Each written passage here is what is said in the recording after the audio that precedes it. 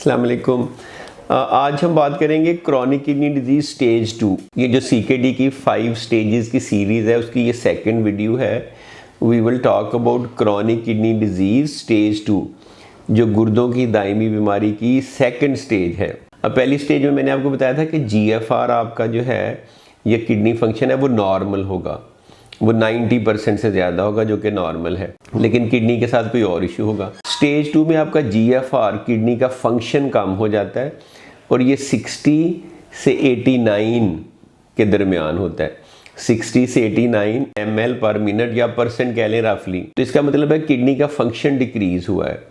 अब इसकी बड़ी बड़ी जो है ना वो वजूहात क्या हो सकती हैं। जो सारी क्रॉनिक किडनी डिजीज़ की बड़ी बड़ी कॉजेज़ हैं वही इसी की भी कॉजेज़ हैं, जिसमें नंबर 1 पे डायबिटीज़ आती है, नंबर 2 पे हाई ब्लड प्रेशर है, फिर ग्लोमेरुलर डिजीज़ हैं, ग्लोमेरुलोनेफ्राइटिस है जिनमें गुर्दों की सोजश हो जाती है, फिर पॉलीसिस्टिक किडनी डिजीज़ है जिसमें सिस्ट बन जाती हैं, फिर मेडिसिन की वजह से बहुत सारी जो पेन किलर इस्तेमाल होते हैं, इंटरस्टिशियल नेफ्राइटिस एक बीमारी होती है, इसी तरह से कुछ कंजेनिटल या हेरिडिटरी या इनहेरिटेड बीमारियां होती हैं। तो इसकी बहुत ज़्यादा कॉजेज़ हैं, लेकिन इसमें सबसे इम्पॉर्टेंट चीज़ ये कि ये जो स्टेज है जिसमें GFR आपका 60 से 90 के दरमियान है, आपको पता है जब किडनी 100% नहीं भी काम करते तो आपको कोई सिम्टम नहीं होती, तो कोई अलामत नहीं होती। अगर 61% पे भी किडनी काम कर रहे हैं और वो स्टेज 2 क्रॉनिक किडनी डिजीज़ में पेशेंट फॉल कर रहा है, या 89% पे भी कर रहे हैं और स्टेज 2 में पेशेंट फॉल कर रहा है, तो हो सकता है कोई अलामत भी ना हो, कोई सिम्टम भी ना हो, कुछ भी ना हो।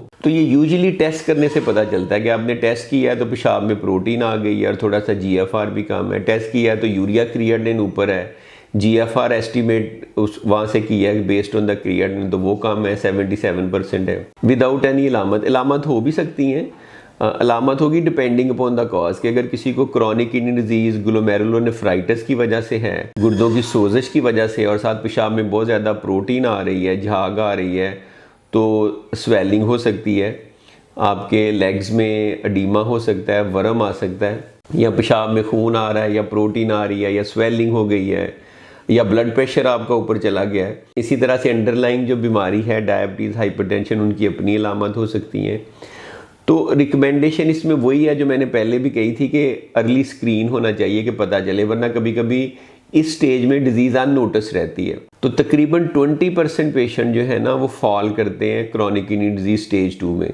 स्टेज 1 में तकरीबन आप समझ लें कि अराउंड 30%, और स्टेज 2 में 20% के करीब पेशेंट इस स्टेज में फॉल करते हैं। बड़ी ही कॉमन स्टेज है, अर्ली स्टेज है, माइल्ड किडनी डैमेज हुआ है, माइल्डली डिक्रीज किडनी फंक्शन है, यहाँ पे बहुत कुछ किया जा सकता है। बड़ी बड़ी कॉजेज़ हमने डिस्कस कर ली। सिम्टम या अलामत हो सकता है कोई भी ना हो सकता है कि एडीमा हो, स्वेलिंग हो, वीकनेस हो, आपका ब्लड प्रेशर ऊपर चला जाए, लेकिन इस तरह की अलामत कि आपको उल्टियाँ आएँ, या आपको बहुत ज़्यादा वीकनेस हो जाए, या में बहुत ज़्यादा खून की कमी हो जाए, या ख़ारिश हो, वो एडवांस स्टेज की अलामत है। तो इसमें यूजुअली उस तरह से अलामत कोई नहीं होती। माइल्ड सी हो सकती हैं कि रात को बार बार पेशाब के लिए उठना पड़ रहा है, पेशाब की कंसंट्रेशन चेंज हो गई है, थोड़ी वीकनेस या फटीग फील हो रही है, ब्लड प्रेशर थोड़ा ऊपर चला गया, पेशाब में प्रोटीन या रेड ब्लड सेल आ रहे हैं, तो इस तरह की जो है ना सिम्टम और साइन हो सकते हैं।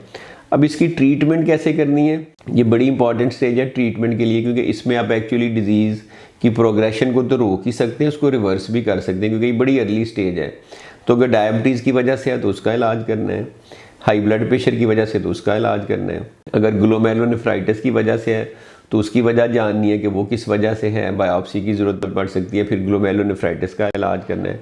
पॉलीसिस्टिक किडनी डिजीज़ है तो ब्लड प्रेशर अच्छी तरह कंट्रोल करना है। कुछ ऐसी मेडिसिन भी हैं जो पॉलीसिस्टिक किडनी डिजीज़ में हेल्प कर सकती हैं। अगर कोई पेन किलर या कोई मैदे की दवाइयाँ जैसे प्रोटॉन पंप इनहिबिटर लेने की वजह से है तो उनको स्टॉप करना है।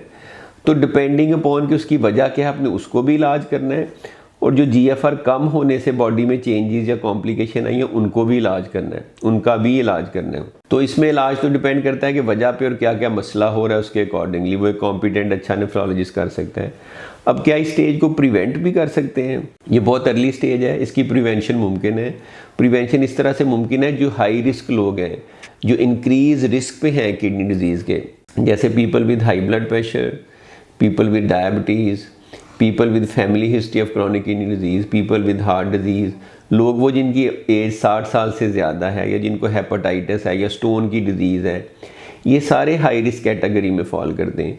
क्योंकि इसकी इलामत इस स्टेज पे कोई नहीं होती, GFR आपका कभी भी 60, 70, 80% है, तो उस सूरत में आप इसका सिर्फ स्क्रीनिंग टेस्ट करेंगे, जो कि ब्लड का टेस्ट होगा सीरम क्रिएटिनिन और यूरिया के लिए, उससे आप एस्टिमेटेड GFR निकाल लेंगे।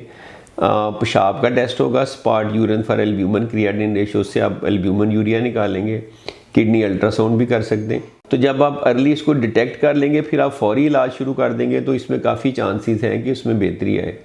तो ये थी स्टेज 2 क्रॉनिक किडनी डिजीज़। आप समझे कि 20% वो लोग 2 या 3 करोड़ में से 20% लोग इस स्टेज में फॉल करते हैं। ये बड़ी अच्छी स्टेज इस सेंस में है कि इसमें बहुत कुछ किया जा सकता है। इसमें अगर एग्रेसिव ट्रीटमेंट की जाए तो काफ़ी केसेस में क्योर भी मुमकिन है, मुकम्मल शफा याबी भी मुमकिन है। लेकिन लोग इसको ना, चूँकि सिम्टम कोई नहीं होती, इलामत कोई नहीं होती, डिले करते हैं, प्रॉपर ट्रीटमेंट नहीं करते। अभी मैंने रिसेंटली एक पेशेंट देखा है, उसको ब्लड प्रेशर ज़्यादा हुआ, उसकी क्रिएटिनिन 1.5 थी, उसने उसके बाद 3 या 4 साल ना ब्लड प्रेशर का इलाज किया, ना वो थोड़ी सी एलिवेटेड क्रिएटिनिन को कोई खास लिफ्ट कराई, इग्नोर किया, ना किसी को दिखाया। देन ही came to me 2 years later. अब उसकी क्रिएटिनिन 4 थी और ब्लड प्रेशर वाज 220/140। तो अगर वो टाइमली ब्लड प्रेशर का इलाज करता तो उसकी क्रिएटिनिन 1.5, 1.6 पे रहनी थी, या क्या पता बेहतर ही हो जाती, और ब्लड प्रेशर की जो और कॉम्प्लिकेशन बॉडी में हुई हैं वो भी नहीं होनी थी। तो मेरे ख्याल में इसमें की ये कि किसी अच्छे कॉम्पिटेंट नेफ्रोलॉजिस्ट को दिखाएं, टाइमली दिखाएं, अफोर्ड कर सकते हैं तो अपनी स्क्रीनिंग कर लें, स्पेशली अगर आप हाई रिस्क कैटेगरी में। मेरा उसके बारे में थॉट प्रोसेस ये है कि सारा पाकिस्तान ही हाई रिस्क कैटेगरी में फॉल करता है, क्योंकि social factor, socio economic factor, cultural factor, diet, Pakistan का स्टोन बेल्ट में आना, यहाँ पे हीट, यहाँ पे poverty, these are all additional risk factors जिनकी वजह से chances of you having high blood pressure are great. There is increase risk of hepatitis C, diabetes prevalence, metabolic syndrome. तो ये सारे वो फैक्टर हैं जो automatically puts you at a high risk. तो एवरी पाकिस्तानी अगर वो अफोर्ड कर सकता है तो वो 2 टेस्ट अपने करवा ले, एक सीरम क्रिएटिनिन और दूसरा spot urine for protein creatinine ratio, ताकि उसको पता चले कि उसको स्टेज 1, 2 या 3 अर्ली स्टेज में किडनी डिजीज़ तो नहीं है, ताकि उसका बर वक्त इलाज किया जा सके। तो ये थी स्टेज 2 क्रॉनिक किडनी डिजीज़। अगली वीडियो में हम स्टेज 3 पे बात करेंगे और फिर स्टेज 4 और स्टेज 5 पे। तो उनमें आहिस्ता आहिस्ता कॉम्प्लिकेशंस बढ़ती हैं, इश्यूज बढ़ते हैं, ट्रीटमेंट मुश्किल होती जाती है और रिकवरी के चांसेस कम होते जाते हैं, कॉम्प्लिकेशन ज़्यादा होती हैं। तो इंशाल्लाह ताला स्टेज वाइज डिस्कस करेंगे। Thank you.